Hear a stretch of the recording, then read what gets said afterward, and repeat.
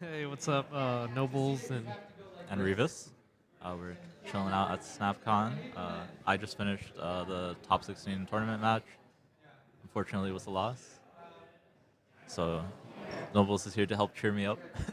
yeah, we this is my second time at SnapCon. I came the first year, it was actually really great. I guess one of the questions I was gonna ask Revis is like, what did you most enjoy about SnapCon?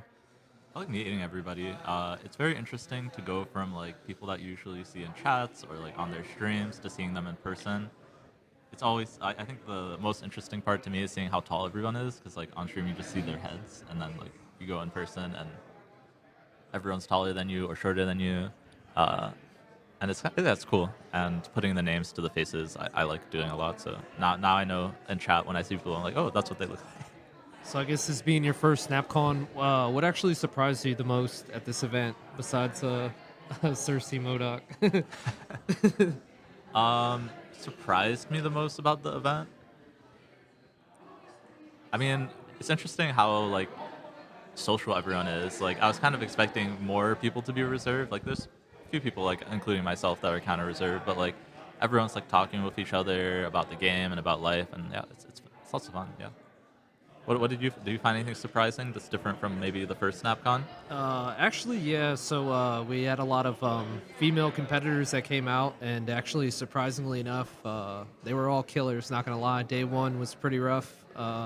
They all they were actually shockingly they were like assassins. Like, so I think if they didn't have the women's panel yesterday, the women of Snap, I think honestly most of them would have all made it to the uh, the top 16 would probably would have been you, all the females, and probably Rocco Sacco.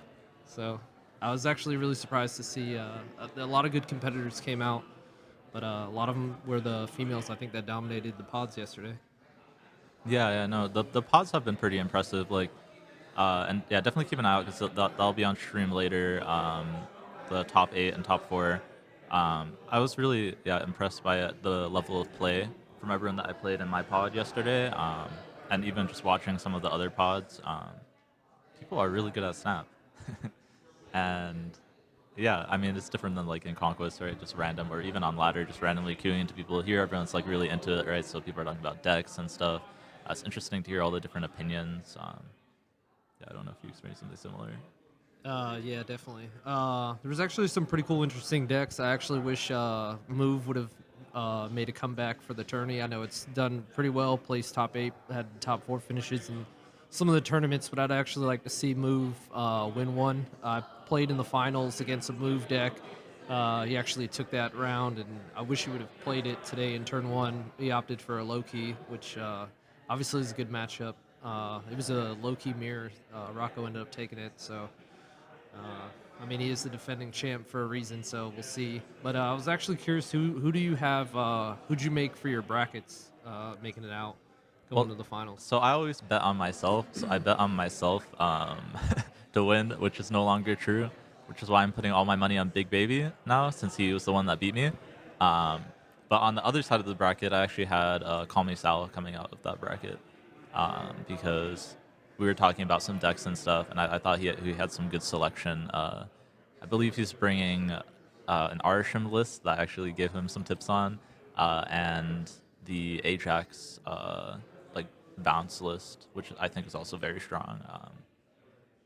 Yeah, that's actually what beat me, and I think that's also what Woody is playing. He's playing like an Ajax bounce list, but it's similar. Yeah, I think the good thing about going in the pods is actually just play kind of what's comfortable because that's kind of what happened yesterday. I mean, there was decks that I anticipated. I thought it was just going to be a lot of low key and Airshim matches ups, and actually, I think I was one of the only Airshim players. I think three people played Destroy, and I think two of them made it out of brackets. So that was my first round. I played against a Destroy deck. Did not anticipate that.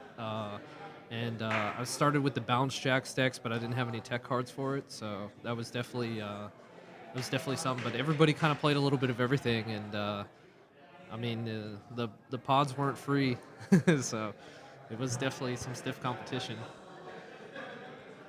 Yeah, no. I mean, like my pod was like going through. It was like some of the sweatiest games I played in a while. Like I played Woody first round. It was close games. I played Perry the second round, and we went like the maximum distance in our conquest game, and then JJ Rolk in the last, which also was like tough. He brings some really creative decks, so I'm actually curious to see how he does in the top 16 as well, because how the pods work is if you lose, you can join another pod. So he joined another pod, as well as Woody, and so they're both playing with some interesting stuff. Actually, all the decks in the top 16 were very interesting. I'm curious to see what ends up on top. I hope it's not like a meta Arsham deck, but that is my worry. Is that I looked at them and I was like, well, you know what's really good into these? Loki and Airsham are pretty good. So, I yeah. think if you were given any more time, because I felt like the submitting the deck by 9 o'clock might have been a little rushed. I think, or by 7 7 actually. o'clock, yeah. So if you were given more time, maybe till a 9 o'clock or midnight deadline, would anything have changed? Would you have? Uh, I think the first deck I brought and the one I ended up playing would have been the same. So I played all yesterday and today the Cersei Annihilus deck with the new man thing. And that's kind of my comfort deck, so I think I would have stuck with that. I think my second deck I would have put some more time into actually like building a proper like I ended up submitting an Airsham deck, but I don't think it was optimal by any means, so I didn't even think about picking it for that reason. So like yeah, I wish I had a little more time just to think about the second deck, but I don't know if that would have changed any of the results. I'm happy with how I played. I think I honestly think 8 of my cubes I lost were to just like the most unlucky events ever, and I can't really be upset about that. I can be upset about the 2 that I lost when I made a mistake, but that's it. Um, so you are one of the distinguished, accomplished players that came out today, made top 100. So with I guess achieving all the highs of Marvel Snap, is there anything still left? Like anything this year that would be super meaningful? Maybe winning a uh, tournament would move or. yeah, I'm not super like it would be nice to win a tournament. So I think the highest I've placed in a tournament is top 4. But the event that I'm most excited for, and I'm working hard on it this month, is hitting 50 infinite borders. Right now I'm at 48, so I need 2 more, and that was the goal I set out at the beginning of this year, was to try and hit 50, and it's only like by the end of the year, so it's what, August. So as long as I get at least, I should get it this month, but I'm gonna jinx myself and I'm gonna lose round 5. I'm an expert at losing round 5 in Infinity Conquest. I think I've lost in round 1 and round 5 more than all the other rounds combined. Um, so I'm not gonna jinx myself, but yeah, I'm that's like gonna be a big accomplishment for me. And then yeah, I mean like maybe then I'll try and go for rank 1. We'll see.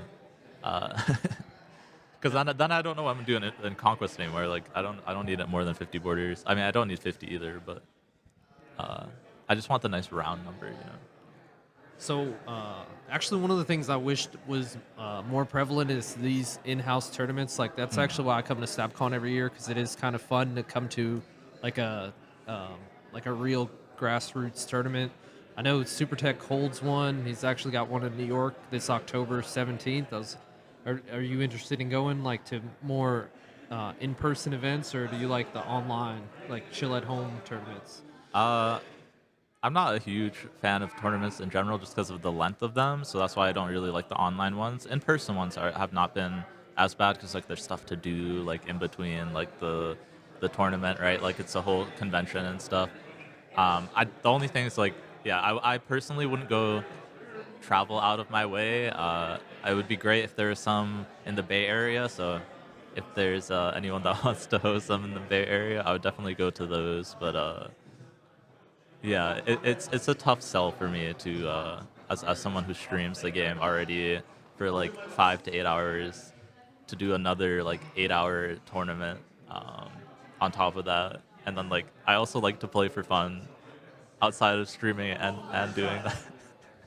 So I play a lot of Marvel Snap. Yeah. I actually do too. So that was the surprising thing is there's a lot of stiff competition. I think I probably overthink myself, but there's a lot of good players. I feel like I'm a pretty solid player. I mean, I play literally all the time. Uh, but I mean, anybody could have won it. There's players who placed in the top 16 who were missing 5 out of the Series 5 collection. There was Rakasako, is a or one-time SnapCon champion. He's actually missing 15 cards out of Series 5. So, like, that's the beautiful thing about Snap is that it's not just paywall based, and I mean you get all the cool borders and effects, but again, like I mean even free to play players have a chance to come out here or any tournament really, and if you're a good pilot, I mean you definitely have an out. So it is solid. Yeah, and that's the nice thing about Marvel Snap is like there is obviously a lot of skill involved, but in a single conquest match, like it's really anybody's game at past a certain level, right? Everyone's so good at the game; they're able to figure out like tilt the odds in their favor, and if you're in a bad matchup, you just need to win 8 cubes, and then you're probably set for the match. So yeah, that's something that's pretty cool. And then yeah, just maintaining that consistency through is something that most people can do. I think I looked at the top 16. I was like, yeah, all these players are really good. I think any of them really have a chance if they put their mindset to it. Fortunately, I no longer have a chance, but that's just how the things go. And we're back. Sorry about the crash. We're just chatting actually about some of the Snap Jeopardy stuff and how that I know most of the album names for some reason, and I discovered that because there's a section in the Snap Jeopardy where they're having them guess the album names. Because I think most people like right they would show like an album reward, and most people knew which album it was. They just didn't know the name of the album, right? And then I I don't know why I know the names of the albums, but I knew most of the ones, and I don't know. Yeah, and that's something I discovered today is that I know the names of most of the albums I for mean, no reason. yeah, that would have been what is it like? Probably like 3,000 free points for you because I don't think anybody Yeah, on no, any like of the teams Pandora's answered. Yeah, Box or Low Cost High Impact or well, because some of them have like interesting names, but some of them are kind of boring, right? Like the what do you call it? Midnight Suns. It's just called Midnight Suns, and it's weird because I don't complete most of them, but I look at them because I like to see if I'm close on any of them. I think, and then I always just like flip through them randomly sometimes to see what I'm missing. shamefully, I think Super Tech owns all of them, and then I own actually majority of them, and I could not remember any of the album names. So I guess I just equate which ones I'm missing, how much gold it costs, and that's pretty much it. I tried to Yeah. answer one of them, which was the one with the Doctor Strange, which I actually did think it was Move Your Hips, but So the reason that I would know it's not Move Your Hips, I thought about it for a second, is that there's no Dan Hip Doctor Strange in the game yet, right? And they usually take one that matches from the album. yeah. That was a hard one. Like, it took me a little bit to get that, where I was like, wait, what Doctor Strange variants are in the albums? And I was like, it's only the Midnight Suns one. Um, but that is a hard one, yeah, because, I mean, it doesn't look like the Midnight Suns variant in any way, and it is a move card, and there's only one move album, right? The Move Your Hips. I think there's gonna be a second one that's Data Mind. I'm not sure if it's out yet. Okay, so here's a good question though: is there any card that you would like to see in the game, like any Marvel character, like that you would like to see? I mean, I know they've hit a lot of them, but Um, that's a good question, and I think I knew the answer at one point, uh, but it's slipping my mind. It was some character I saw in a movie or show. Forget if they already put them in game though, like recently. Oh my goodness. Um, I mean, I want to see America Chavez be a viable card again for sure because she's like, well, one, she was one of my favorite cards, and I also really liked her in the movie. But beyond that, I mean, like, I think there's Beyonder I would like to see be a card. Like, those, like, Astral Marvel Snap cards I think would be pretty cool. Because I think, like, if they were to implement them, that they could do some fun stuff like they did with Galactus and Airsham, right? Where it's, like, cosmic entities you want to make, like, cool cards, right? So that would be actually a cool card, yeah. I'm not sure what his card would be. It's the only thing because like it is right like the most powerful being in the Marvel universe, or one of the two. It's like I forget because like they haven't done movies on this yet, so I only know like a little bit of comic knowledge. But it's like Beyonder, and there's one other card or one other comic like entity, right? That are like the big entities. I don't know how much I mean, Marvel knowledge you have. yeah, Yeah. honestly, I'm like kind of learning for the first time. I've Oh, rewatched some okay, of the okay. movies, and like Sebastian Shaw was in that X-Men like Origin, so Hmm. and then the same thing like Casanova was in the new Deadpool movie. I don't know if those are spoilers, but so I've there's a watched lot it, of. so it's I've okay. But actually learned a lot of the Marvel characters through playing Marvel Snap. I mean, everybody knows Venom, Carnage, Spider-Man, stuff like that, but okay, so when I'm talking about Beyonder, you don't know no probably because he's idea. not in any. I also like I only know him from seeing like online like people talk about like that, but I think yeah he's a comic only. I don't know. Do you have any like thing that's not in it yet? I guess it would because I feel like they've covered most of the movies Yeah. characters. It's just the comic characters that they're missing. Uh, no, I think all of my favorites actually have already made it in. So, I mean, they're putting out new cards once a week. Like, I mean, like some of the characters I didn't know about was like Hit Monkey, so he's awesome. But They do have a new cartoon on I think Disney Plus with Hitmonkey in it. I think it's for kids though, what's so I what haven't seen it, but what supposedly it is. what's your favorite deck, and what's your favorite probably like favorite top three cards? Okay, I'll start with favorite deck because I actually thought about this specifically so I could answer it on one of the panels, and then they never asked. Um, my favorite deck of all time is the original Lockjaw Thanos list with like Quinjet making the Stone Zero and being able to move stuff in and out of Lockjaw. That was my favorite deck. It was so much fun. I mean, that's literally the deck that made me want to stream the game, and I started streaming it just playing that deck. Um, I even played like the old Doc Hawk in that deck, which probably wasn't optimal, but I played it over Leech, and I just like emptied people's hands from the Lockjaw, and then you could move them out, and it was lots of fun. Uh, which so stemming off of that, I guess like favorite cards then would be Thanos would definitely be one of them. I don't really like the new Thanos too much, but hopefully they'll make the stones do real things at some point. Um, Nowadays, I enjoy Lockjaw as well. Like I still enjoy Lockjaw even though um, he got nerfed. I do enjoy like rotating multiple things. So I do think that was a good buff. Um, it's probably my second favorite card and deck. Um, and then a new card that's probably one of my favorite cards is Nocturne. Hopefully she'll still be good post change. I haven't played her too much as a 3/4, but like when she got released, she was my most played card for every month since then, like since her release. Having like a location change on demand. I mean, I used to run Legion and like all the decks before that, but having it on 3 costs, changing stuff on the last turn, even if it messes you up, like the odds are it doesn't, and sometimes it messes your opponent up even worse than you. So like, it can be a lot of fun. Yeah. What about you, Nobles? What are some of your favorite cards Well, and decks? hold on, just quick question. The original Thanos deck that you're talking about, did that include M'Baku? No, no, no. So this is before even Harry played it Yeah. at that I forget what they called it, like It's the the Creator Creator Clash? Clash. Yeah, Yeah. yeah. I saved it on my phone. I don't know.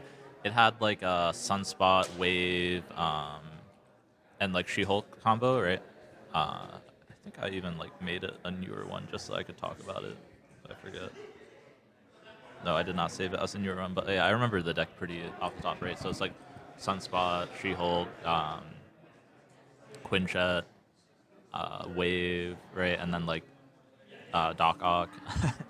You just rotate all the stones. You know, you play Wave, so they can only play one card, and then you get to play like She-Hulk and Thanos or whatever you have in your hand. Arrow was Arrow was in that deck as well. The old Arrow, where you just lock them out. Very fun.